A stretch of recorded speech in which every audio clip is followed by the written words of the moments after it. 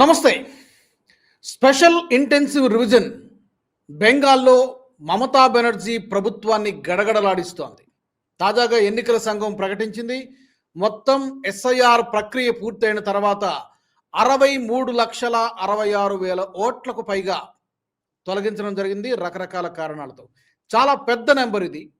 దీంతో టీఎంసీ నాయకులు, టీఎంసీ లీడర్లందరూ కూడా తీవ్రమైనటువంటి ఫ్రస్ట్రేషన్లో ఉన్నట్టు కనబడుతోంది. ఈ ఎస్ఐఆర్ ఇంపాక్ట్ అనేది రాబోయే ఎన్నికలలో చాలా తీవ్రంగా ఉండబోతోంది అని సెఫా కూడా చెప్తున్నారు.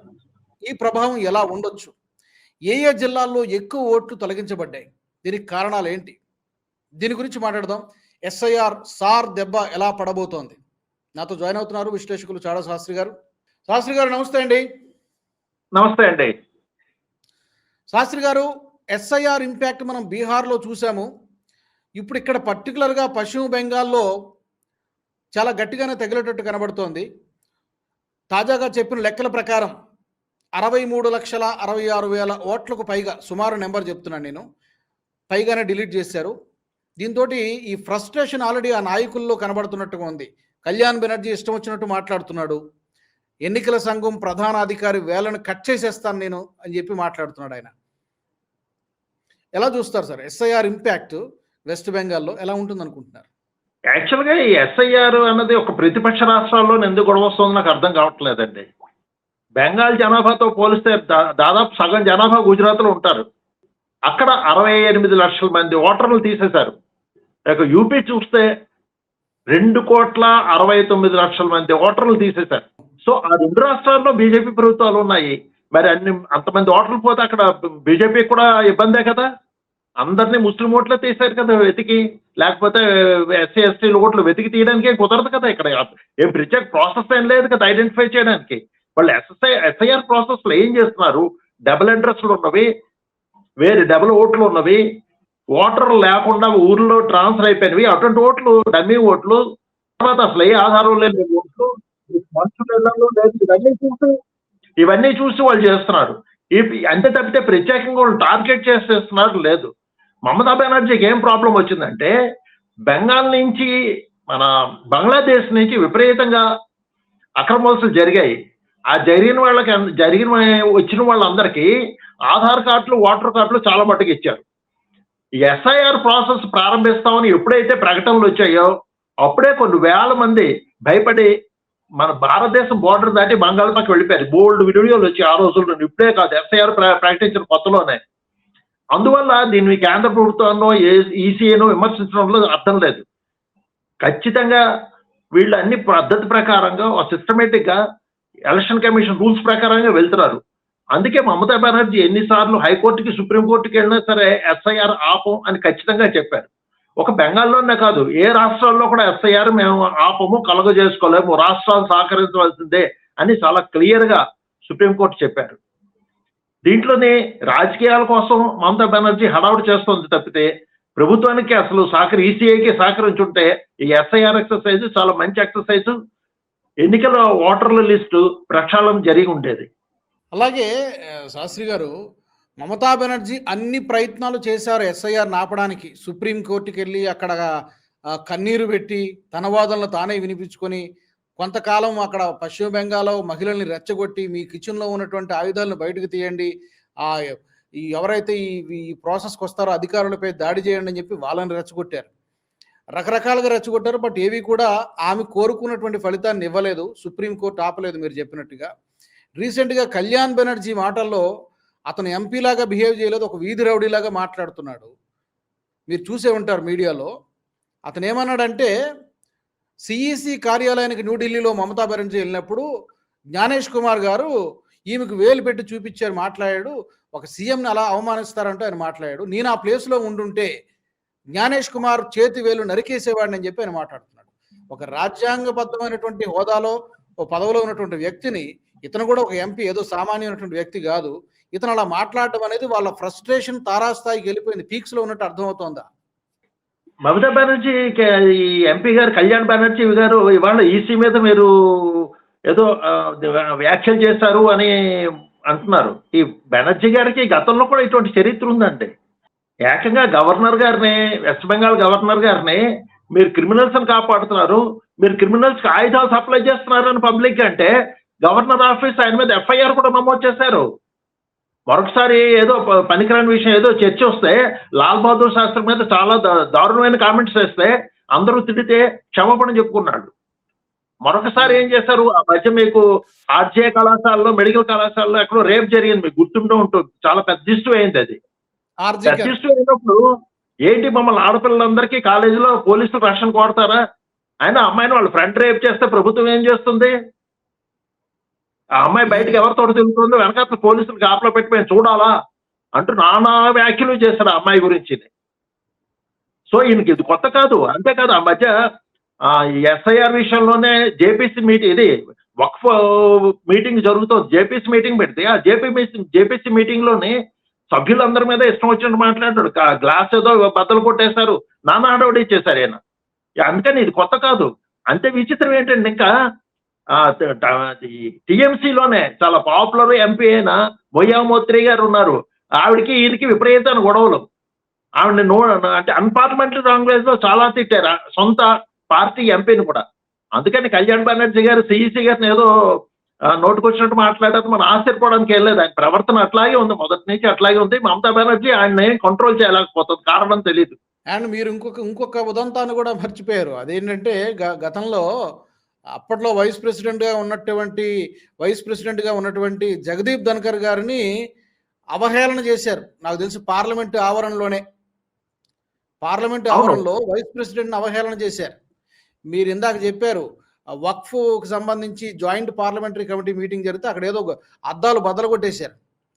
సో ఒక వీధి రౌడీలాగా బిహేవ్ చేస్తున్నాడు కళ్యాణ్ బెనర్జీ. ఇతని మీద పార్టీ అన్నా యాక్షన్ తీసుకోవాలి, లేకపోతే ఇలాంటి కామెంట్స్ చేసినందుకు మరి ఏమన్నా మరి సుమోటోగా తీసుకోవడం, లేకపోతే ఏదైనా యాక్షన్ అయితే తీసుకోవాలి. ఒక కేంద్ర ఎన్నికల సంఘము ప్రధానాధికారిని పట్టుకుని చేతివేలిని కట్ చేస్తామంటే బెదిరిస్తున్నాడా? ఏమర్థం అది? ఇది యథారాజా యథాప్రజా సామెత చెప్పినట్టు స్వయంగా ముఖ్యమంత్రి గారు ఆ మధ్య ఈడీ ఏదో ప్రైవేట్ ఆఫీస్ మీద, ఐపాక్ ఏదో ఆఫీస్ మీద దండయాత్ర ఈడీ దాడికి వెళ్తే స్వయంగా ముఖ్యమంత్రి గారు అనుచరులు వేసుకొని వెళ్ళి ఈడీని అడ్డుకొని అక్కడ ఫైల్స్, కంప్యూటర్, డిస్కులు అవన్నీ పట్టుకొని పారిపోయారు ఆవిడ. అటువంటిది మరి ఆ పార్టీ ఎంపీ ఇలా చేసినట్టు ఆశ్చర్యం ఉంది. యాక్చువల్గా ఆమె అధ్యక్షురాలు పార్టీకి, ఆమె ముఖ్యమంత్రి మమత, ఆమె ఇటువంటి వాళ్ళని అదుపు చేయాలి, కంట్రోల్ చేయాలి. కానీ స్వయంగా ఆమె ఇష్టం వచ్చినట్టు మాట్లాడుతూ, ఆమె ఇష్టం వచ్చినట్టు బిహేవ్ చేస్తుంటే తన ఎంపీలను ఎలా కంట్రోల్ చేయగలదు? అందుకే ఒక కళ్యాణ్ బెనర్జీయే కాదు, కొంతమంది ఎంపీలు, మినిస్టర్లు కూడా స్టేజ్ మీద చాలా దారుణమైన హిందువులకు వ్యతిరేకం కూడా నోటుకొచ్చిన కామెంట్లు మాట్లాడుతున్నారు పబ్లిక్ గా. అయినా మమతా బెనర్జీ ఏమీ కామెంట్స్ చేయటం లేదు, ఏమీ చేయటం లేదు. ఇంకొకటి ఈ సందర్భంగా చెప్పాలంటే ఆమెకి ఫ్రస్ట్రేషన్ ఎంత దాకా ఉంది ఏంటో తెలియటం లేదు. కానీ మరి ఈ సందర్భంలో చెప్పుకోవాలంటే ఈరోజు రాష్ట్రపతి కూడా అవమానం చేశారు. బెంగాల్ వచ్చిన రాష్ట్రపతి ప్రోటోకాల్ ప్రకారం ఆమెమీ చేయలేదు. రాష్ట్రపతి గారు ఒక ట్రైబల్ మీటింగ్ కి, ఇంటర్నేషనల్ మీటింగ్ కి అటెండ్ అయితే ఆమెకి ఇవ్వవలసిన గౌరవం లేదు. ఆమె స్వయంగా ట్రైబల్ మన రాష్ట్రపతి గారు. ఆమె ఇంటర్నేషనల్ కాన్ఫరెన్స్ లో పాల్గొనడానికి వస్తే ఆమె ప్రోటోకాల్ ఇవ్వలేదు, ఆమెను కలవలేదు, మంత్రులు ఎవరు రాష్ట్రపతి గారిని కలవలేదు. ఆమెకు ముందు చెప్పిన వెన్యూ కాకుండా ఇంకో వెన్యూ పే చేశారు. ఒక ట్రైబల్ రాష్ట్రపతిని ఆమె రాజకీయాలు అడ్డం పెట్టుకుని అంత అవమానపరిచారంటే ఇంకా ఆవిడ మంత్రి లేకపోతే ఎంపీ గారు సిఈసిని ఇలా విమర్శించడంలో విచిత్రంగా ఉంది. నాకేం అర్థం కావట్లేదు. చాలా దారుణంగా ఆమె అసలు ఆ రాజ్యాంగ తనకి బాధ్యతలు ఏమిటి అన్నది మర్చిపోతున్నారండి ఆవిడ. ఒకటి, ఆమె ఒక లేడీ డాన్ లాగా ప్రవర్తిస్తున్నారు. ఒక ముఖ్యమంత్రి లేడీ డాన్ లాగా ప్రవర్తిస్తున్నప్పుడు మరి ఆ పార్టీకి చెందిన ఎమ్మెల్యేలు కానీ, ఎంపీలు కానీ అలాగే ప్రవర్తిస్తారనడంలో పెద్ద అతిశయోక్తి ఏం లేదు. అయితే ఇప్పుడు ఈ బోర్డర్ డిస్ట్రిక్ట్స్లో ఎక్కువ ఓట్లు డిలీషన్ జరిగాయని చెప్తున్నారు సార్. ముర్షిదాబాదు, మాల్దా, 24 పరగణాల 26 పరగణాస్ అంటారు కదా, అక్కడ, అలాగే ఇంకొక జిల్లా కూడా ఉంది. ఈ 4 జిల్లాల్లో ఎందుకంటే ఎక్కువ ఈ బంగ్లాదేశ్ నుంచి వచ్చినటువంటి చొరబాటుదారులు చాలా ఎక్కువ, అది చాలా వరకు అక్కడ డిలీషన్ జరిగాయని చెప్తున్నారు. ఇదే జరిగితే డెఫినెట్ గా మమతా బెనర్జీకి ఇది ఒక పెద్ద షాక్ ఇవ్వబోతోంది అని చాలా మంది అంటున్నారు. ఎందుకంటే గత ఎన్నికలలో 2021 ఎన్నికలలో ఒక 60 నుంచి 70 నియోజకవర్గాల్లో విన్నింగ్ మార్జిన్ చాలా చాలా తక్కువ, 5,000, 6,000, 10,000 ఈ లోపునే ఉంది. ఇప్పుడు ఈ దొంగ ఓట్లతోనే ఆమె గెలిచింది అనేది చాలా మంది అభిప్రాయం, నాట్ ఓన్లీ బీజేపీ. ఇప్పుడు ఆ దొంగ ఓట్లు తీసేశారు కాబట్టి ఇక ఆమె పప్పులు ఉడకవు, ఆమె తప్పదు, ఇంకా ఓటమి ముందు తల వంచాల్సిందే అనేటువంటి అభిప్రాయం వ్యక్తం అవుతుంది. మీరేమంటారు? నిజమేనండి. ఎందుకంటే ఇప్పుడు యాక్చువల్‌గా జరిగింది ఏంటంటే, ఎస్సీఆర్ సంగతి పక్కన పెడితే, బెంగాల్ బోర్డర్ జిల్లాలు మీరు చెప్పిన ముషీరాబాదు, 24 పరగణాలు ఈ జిల్లాలన్నింటిలో ఏంటంటే ఇవన్నీ బంగ్లాదేశ్ బోర్డర్‌లో ఉండడం వల్ల బంగ్లాదేశ్ నుంచి అక్రమాస్తులు విపరీతంగా వచ్చాయి. అక్కడ రాజకీయ నాయకులు ఇప్పుడే కాదండి. కమ్యూనిస్టులు, సిపిఎం పరిపాలన ఉన్న దగ్గర నుంచి అక్కడ రాజకీయ నాయకులు అక్కడ వాళ్ళ ఓటర్ లిస్ట్‌లో పేరు చేసి రేషన్ కార్డులు ఇచ్చి, ఆధార్ కార్డులు ఇచ్చి వాళ్ళని పెంచి పోషించారండి. అందుకని అక్కడ ఏమైంది, హిందూ జనాభా తగ్గిపోయి చాలా బోర్డర్ జిల్లాల్లో 50% దాటి 60% వరకు ముస్లిం జనాభా ఉన్నారండి అక్కడ. అప్పటికి ఆల్రెడీ డెమోగ్రఫీ చేంజ్ జరిగిపోయింది అక్కడ. హిందువులు మైనారిటీలుగా ఉన్నారు, ముస్లిమ్స్ మెజారిటీ అయిపోయారు. ఇప్పుడు ఎస్ఐఆర్ ప్రక్రియలో వాళ్ళకి సరైన ఆధారాలు లేకుండా, గుర్తింపు కార్డులు లేకుండా, నివాస ధ్రువపత్రాలు లేకపోయేటప్పుడు వీళ్ళందరూ మీరు వెనకాతలకు వెళ్ళాలండి. ఎప్పుడైతే వీళ్ళందరూ వెనకాతలకు గారు ఖచ్చితంగా అదంతా మమతా బెనర్జీ ఓట్ బ్యాంక్ అంటే గతంలో ఇదంతా కమ్యూనిస్ట్ ఓట్ బ్యాంక్ గా ఉండేది, ఇప్పుడు అదంతా మమతా బెనర్జీ ఓట్ బ్యాంక్ గా తయారైంది. సో ఖచ్చితంగా మీకు 4 జిల్లాల్లోని 5 జిల్లాల్లోని జనాభా ఓటర్ల సంఖ్య తగ్గితే ఖచ్చితంగా మమతా బెనర్జీకి ఇబ్బందులు వస్తాయండి ఆ ప్రాంతాల్లోని. దానికంటే అక్కడికంటే నేను ఉద్దేశం ఏంటంటే, అసలు మిగతా చోట్ల మీరు చెప్పినట్టుగా 4-5 వేలు ఎక్కడైతే ఓట్ల మార్జిన్లో లాస్ట్ టైం పోయాడో అక్కడ నిజంగా మమతా బెనర్జీకి ఇబ్బంది వస్తుందండి. ఎందుకంటే ముస్లిం ఓట్ల సంగతి పెట్టండి, ఆ జిల్లాల్లో 5,000, 10,000 ఓట్లు మమతా బెనర్జీ పోరు. ఆ జిల్లాల్లో ఖచ్చితంగా మళ్ళీ మమతా బెనర్జీ వస్తుంది నా ఉద్దేశం ప్రకారం. అక్కడేమో ఆమెకి నష్టం జరగదు. కానీ ప్లెయిన్ మిగతా ఏరియాల్లోనే, హిందువులు ఎక్కువగా ఉన్న ఏరియాల్లో మాత్రం మమతా బెనర్జీకి నష్టం జరిగే అవకాశం ఉందండి. ఎందుకంటే ఈ ప్రాంతాల్లోని కానీ డబుల్ ఓట్లు ఉన్న ముస్లింలు కానీ వీటిని 5,000, 10,000 తీసినా సరే ఆ మమతా బెనర్జీ గారికి అంత మేర సరే నష్టం జరుగుతుంది. ఆ మార్జిన్ తక్కువ ఉన్న ప్రాంతాల్లో ఖచ్చితంగా టీఎంసీకి పెద్ద నష్టం జరుగుతుందని నేను అంచనా వేస్తున్నానండి. ఎస్. అయితే ఇక్కడ ఏంటంటే 27-30% వరకు ముస్లిం ఓటర్లు ఉంటారని చెప్తున్నారు. ఓవరాల్గా టోటల్ ఓటర్ల పర్సంటేజ్ చూసుకున్నప్పుడు ముస్లిం ఓటర్లు 27-30% ఉంటారని చెప్తున్నారు. వీళ్ళే డిసైడ్ చేస్తారా, డెసిషన్ మేకర్స్ అవుతారా? ఎందుకంటే ముస్లిం ఓట్లు బీజేపీకి ఎక్కువగా పడే అవకాశం లేదు. ఇలాంటి నేపథ్యంలో బీజేపీ విన్నింగ్ ఛాన్సెస్ని మనం ఎలా చూడొచ్చు? చాలా కసరత్తు చేస్తున్నారు నిజానికి. లాస్ట్ 1 year నుంచి అమిత్ షా వెళ్ళడము, మోదీ గారు అక్కడికి వెళ్ళడము, చాలా గ్రౌండ్ వర్క్ చాలా జరుగుతుంది, నో డౌట్. బట్ ఈ 30% వాళ్ళే ఉన్నారు కాబట్టి ఆ ఓట్లు ఇటువైపు పెద్దగా వచ్చే అవకాశం లేదు కాబట్టి బీజేపీ గెలవడానికి ఉన్నటువంటి అవకాశాలు ఏంటి? అంటే ఇక్కడ యాక్చువల్గా మనం ఊరికే ముస్లిం ఓట్లు ఇతర ఓట్లు అని అనుకుంటున్నాం, కానీ ఎస్ఐ ఎక్సర్సైజ్లోని ప్రత్యేకించి ముస్లిం ఓట్లు తీయాలని, లేకపోతే ఎస్సీ ఓట్లు తీయాలని, లేకపోతే అగ్రవర్ణాల ఓట్లు తీయాలని అంటే ఏమి ఎక్సర్సైజ్ చేయలేదండి. వాళ్ళు సింపుల్ ఎక్సర్సైజ్ చేశారు. వాళ్ళ రూల్స్ ప్రకారంగా ఎక్కడ డూప్లికేట్ ఓట్లు ఉన్నాయి, ఎవరికి అడ్రస్లు లేవు, అడ్రస్లో మనుషులు ఎవరు, ఇటువంటి ఓట్లే తీశారు. ఈ తీసిన కార్యక్రమంలో ఏంటంటే అక్రమాల వల్ల న్యాచురల్ గా కొన్ని ముస్లిం ఓట్లు ఎక్కువ పోయి ఉంటాయి, కానీ చాలా మంది హిందువుల ఓట్లు కూడా పోయి ఉంటాయండి. కరెక్ట్ గా స్టాటిస్టిక్స్ బయటికి రావు, కానీ వాళ్ళ భయం కొద్దీ వాళ్ళు ఓటు బ్యాంక్ పోతుందని అది ఎక్కువ ప్రొజెక్ట్ చేసుకున్నారు. బీహార్లో కూడా ఇలాగే ప్రచారం చేశారు. సో నా ఉద్దేశం ఏంటంటే ఈ మీరు బార్డర్ జిల్లాల్లో కంటే మాత్రం ఖచ్చితంగా ప్లెయిన్స్ లో మాత్రం కొంత ఖచ్చితంగా, ఎందుకంటే ఒకటి మొత్తం మీద 7% ఓట్లు మాత్రం ఎస్ఐఆర్ ద్వారా తొలగింపబడ్డాయండి టోటల్ ఓట్లలోని. సో ఖచ్చితంగా ఇది కొంత మమతా బెనర్జీ గారికి ఇబ్బంది కలుగజేస్తుంది. వాళ్ళు మరి ఇంకా అంటే లాస్ట్ టైం ఎన్నికల్లో వాళ్ళు గుండాగిరి చేసి బూతులు క్యాప్చర్ చేసి చాలా హడావుడి చేశారు. మిగతా పార్టీలు వాళ్ళని ఓటు వేయకుండా అడ్డుపడేటువంటి చేశారు.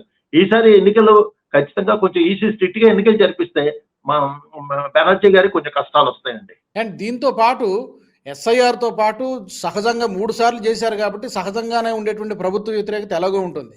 అండ్ ఈ పరిపాలన మరీ చండాలంగా ఉంది. గత కొన్ని రోజులుగా మహిళలకు రక్షణ లేదు, లా అండ్ ఆర్డర్ కంట్రోల్ లేదు, మైనారిటీ అపీజ్మెంట్, షరియా లా అని ఇంకొకటి అంటాడు ఎమ్మెల్యేలు. ఈ చాలా ఒక రాక్షస పరిపాలన లాగానే జరుగుతుంది ఒక విధంగా చెప్పాలంటే. ఇవన్నీ కూడా ఫ్యాక్టర్స్ అవుతాయి కదా, అవడానికి అవకాశం ఉందంటారా? బెంగాల్ ప్రజలు మర్చిపోతారా? ఖచ్చితంగా ప్రజల్లో మాత్రం నెగిటివ్ ఇది చాలా ఎక్కువగా వచ్చిందండి. ముఖ్యంగా లేడీస్ లో చాలా తేడా వచ్చింది. ఎందుకంటే మెడికల్ కాలేజీలో ఆర్జేకర్ ఇన్సిడెంట్ జరిగినప్పుడు అమ్మాయి రేపు అటువంటిదే కాదు, ఆ తర్వాత కాలంలో కూడా మరో ఇన్సిడెంట్ జరిగింది. స్త్రీలకు రక్షణ లేదు, స్త్రీ చీఫ్ మినిస్టర్ ఉన్న రాష్ట్రంలో స్త్రీలకు రక్షణ లేదు అని చాలా మంది స్త్రీలు భావిస్తున్నారు. తర్వాత ఓవరాల్ గా లా అండ్ ఆర్డర్ కూడా బాగోలేదు. తర్వాత అభివృద్ధి పరంగా చూస్తే ఏమి కొత్తగా పరిశ్రమలు రావడం కానీ అది ఏమీ లేదు. అభివృద్ధి పరంగా మన ఇటుపక్క సదరన్ స్టేట్స్ కానీ లేకపోతే అటుపక్క వెనకబడ్డాలనుకున్న బీహారు, ఉత్తరప్రదేశ్ కూడా మంచి అభివృద్ధి చూపిస్తుంటే మంచి రాష్ట్రమైన అన్ని వనరులు ఉన్న వెస్ట్ బెంగాల్ రాష్ట్రం మాత్రం అభివృద్ధిలో పెద్దగా చూపించలేకపోతుంది. ఓవరాల్ గా అసలు ఎప్పటికీ ఏంటంటే అక్కడ బెంగాల్లో మేధావులు వాళ్ళు కూడా ఇప్పుడు ఆలోచిస్తున్నారు మమతా బెనర్జీ గురించి. ఆమె ఏమి చేయలేదు, ఆల్మోస్ట్ 3 టర్ములు కంప్లీట్ చేస్తుంది, కానీ బెంగాల్ని ఏ రకంగానూ అభివృద్ధి చేయలేకపోయింది. ఏదో సాధారణ పరిపాలన జరుగుతుంది. ఎక్కువ అంటే గెలవాలి, ప్రతి ఎన్నికల్లో గెలవాలి అన్నట్టుగా స్కీములు ప్రదర్శించడం, ఒక ఓట్ బ్యాంకును కాపాడుకోవడం అదే ప్రయత్నిస్తుందని చెప్పి ఓవరాల్ గా రాష్ట్ర అభివృద్ధికి ఆమె పెద్దగా చర్యలు తీసుకోలేదు. కేంద్ర ప్రభుత్వ స్కీములు కూడా పూర్తిగా ఇంప్లిమెంట్ చేయలేదు, ప్రజలకు అందటం లేదు అని చెప్పి ప్రజల్లో మాత్రం ఒక విధమైన అసంతృప్తి ఉందండి. సో ఫైనల్లీ హోరాహోరీ పోరు ఉండేటువంటి అవకాశం ఉందా, లేకపోతే అంటే ప్రిడిక్ట్ చేయడం కష్టమే, అందులోనూ బెంగాల్లో ప్రిడిక్షన్ ఇంకా కష్టము, ఎవరికి అర్థం కారు అక్కడ ప్రజలు. హోరాహోరీ నువ్వా నేను అన్నట్టు ఉంటుందా పోటీ, లేకపోతే ఎవరికి వచ్చినా ల్యాండ్ స్లైడ్ విక్టరీ లాగా ఉంటుందా? ఇది వన్ సైడ్ అయ్యే అవకాశం ఎట్లో పరిస్థితుల్లో లేదండి. ఎందుకంటే సింపుల్ మ్యాథమెటిక్స్. అక్కడ మీరు ఇందాక చెప్పినట్టు ముస్లిం ఓట్లు 30% ఉంటే ఆ 30% ఓట్లు ఖచ్చితంగా మమతా బెనర్జీ గారికే పడతాయండి, ఆ పార్టీకే పడతాయి.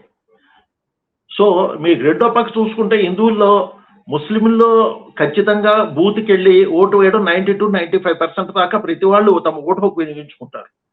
కానీ హిందువుల్లో దగ్గరికి వచ్చినప్పటికి 60-70% మంది మ్యాక్సిమం అంతకంటే వెళ్ళి ఓటు హక్కు వినియోగించుకోరు.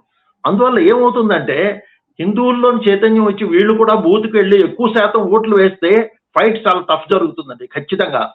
లేకపోతే లాస్ట్ టైం లాగే బీజేపీ మళ్ళీ 4,000, 5,000, 3,000 మార్జిన్ తోటి ఓడిపోవడానికి అవకాశం ఉంది. వాళ్ళలో ఓటింగ్ ఎన్నికల ప్రక్రియకి ఆ వర్గం ఇచ్చే ఇంపార్టెన్స్ హిందువులు ఇవ్వటం లేదండి. బూత్కి వెళ్ళడం, ఓటు వేయడం మన బాధ్యత అన్నది వీళ్ళకి తెలియటం లేదు.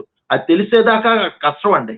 ముస్లింల్లో కొంత శాతం మహా అయితే 1-2% ఏమైనా బీజేపీ బాగా పరిపాలిస్తుంది, కేంద్ర పాలన బాగుందని వేస్తారేమో కానీ ఎక్కువ శాతం వాళ్ళు మాత్రం ఆలోచించేది వాళ్ళ మతం ఆధారంగా, మత పెద్దలు చెప్పిన ఆధారంగానే ఓట్లు వేస్తారండి. ఎప్పుడు అట్లాగే జరుగుతూ వస్తుంది, అన్ని రాష్ట్రాల్లో అలాగే జరుగుతుంది. బెంగాల్ దానికి ఎక్సెప్షన్ చేయము. అందులోని బంగ్లాదేశ్ పక్కనే బార్డర్లో ఉంది కాబట్టి ఖచ్చితంగా మమతా బెనర్జీ కానీ అంతకుముందు కమ్యూనిస్టులు కానీ వాళ్ళు అదే పద్ధతిలో ఓటు వేసేవారు. అందుకని ఈసారి ఖచ్చితంగా బీజేపీ చేయవలసింది ఏంటంటే తన వర్గం ఓట్లు అయితే ఎవరైతే ఉన్నారో ఎస్సీ, ఎస్టీలు, బీసీలు ఎవరైతే వాళ్ళని ఎక్కువ మందిని బూతులకు తీసుకెళ్లి ఓట్లు వేయించుకోగలిగితే మమతా బెనర్జీ ఖచ్చితమైన ఫైట్ లాస్ట్ టైం కంటే ఈసారి బీజేపీకి ఛాన్సెస్ ఎక్కువ ఉన్నాయండి. మీరు అన్నట్టుగా అది చాలా కీలకమైన ఫ్యాక్టరు. ముస్లిం ఓటర్లు ఎలాగైతే కన్సాలిడేట్ అయ్యి ఐకమత్యంగా ఓట్లు వేస్తున్నారో అదే చైతన్యము, అదే యూనిటీ కనుక హిందూ ఓటర్లలో కూడా ఉంటే బీజేపీకి విజయ అవకాశాలు ఎక్కువగా ఉంటాయి. చూద్దాం మరి ఇది ఎలా టర్న్ అవుతుంది అనేది చూద్దాం. బట్ డెఫినెట్గా మమతా బెనర్జీకి ఈజీగా అయితే లేదు, డెఫినెట్గా లబ్డబ్ కొట్టుకునేటటువంటి పరిస్థితి అయితే కనబడుతుంది. చాలా థ్రెట్ అయితే వాకవర్ అన్నది ఈసారి ఖచ్చితంగా లేదండి. మమతా బెనర్జీ ఈజీగా గెలవడం క్వశ్చన్ లేదు. ఆవిడ ఆ టెన్షన్ వల్ల ఇప్పుడు ఇంత సుప్రీంకోర్టు దాకా వెళ్ళడం, గొడవ చేయడం, హడావడి చేయడం, క్యాడర్ రెచ్చగొట్టడం ఇవన్నీ చేస్తుందంటే మనసులో ఎక్కడో మూల భయం ఉందన్నమాట. ఈసారి ఎన్నికల్లో గెలుస్తామా లేదా అని. లేకపోతే హాయిగా లైట్ గా తీసుకోవచ్చు. ఆవిడ భయం ఎప్పుడైతే కనిపిస్తుందో ఆవిడ ఓటమి గురించి భయపడుతున్నారు అనమాట. అది ఆమెకే డౌట్ వచ్చింది, ఇప్పటికే డౌట్ వచ్చింది ఆమెకు, ఓటమి కళ్ళ ముందు కనబడుతోంది. అందుకే ఈ హడావిడి డ్రామాలు అన్ని చేస్తున్నారు. చూద్దాం మరి ప్రజలు ఏం డిసైడ్ చేస్తారనేది. థ్యాంక్ యూ శాస్త్రి గారు. థ్యాంక్స్ అండి, నమస్తే. మరి నేను మా ప్రేక్షకులను కూడా అడుగుతున్నా ఈ సందర్భంగా, పశ్చిమ బెంగాల్లో మమతా బెనర్జీ పాలనకు ప్రజలు ఫుల్ స్టాప్ పెడతారా, లేకపోతే మరో ఛాన్స్ ఇస్తారా? బీజేపీకి ఒకసారి అవకాశం ఇచ్చి చూస్తారా? తాజాగా జరుగుతున్నటువంటి పరిణామాలు ఏం చెప్తున్నాయి? ఎందుకు టీఎంసీ లీడర్లు అంతగా ఫ్రస్ట్రేట్ అవుతున్నారు? మమతా బెనర్జీ ఎందుకు అంతగా షేక్ అవుతున్నారు? మీకేమనిపిస్తుంది తప్పకుండా కామెంట్ సెక్షన్లో పెట్టండి. మరొక అన్ఫిల్టర్డ్ ఎపిసోడ్లో మరొక ఇంట్రెస్టింగ్ టాపిక్తో తప్పకుండా నేను మిమ్మల్ని కలుస్తాను. మీ ఫీడ్బ్యాక్ మాకు చాలా ఇంపార్టెంట్. మమ్మల్ని మేము అప్గ్రేడ్ చేసుకోవడానికి, మరింత బెటర్ కంటెంట్ మీకు ఇవ్వడానికి తప్పకుండా మీ సలహాలు, సూచనలు మాకు ఉపయోగపడతాయి. అందుకే మీ అభిప్రాయాలు ఏమైనా కూడా కామెంట్ సెక్షన్లో పెట్టండి. వచ్చే ఎపిసోడ్లో కలుద్దాం. జై హింద్. ఈ వీడియో మీకు నచ్చినట్టయితే లైక్ చేయండి, 10 మందికి షేర్ చేయండి. అలాగే కామెంట్ల రూపంలో మీ అభిప్రాయాలను మాతో పంచుకోండి. Nationalist hub group of channels ను సబ్స్క్రైబ్ చేసుకుని తెలుగునాట జాతీయవాద జర్నలిజాన్ని ప్రోత్సహించండి. ఈ వీడియో కింద ఉన్న బెల్ ఐకాన్ పై క్లిక్ చేయడం మర్చిపోవద్దు.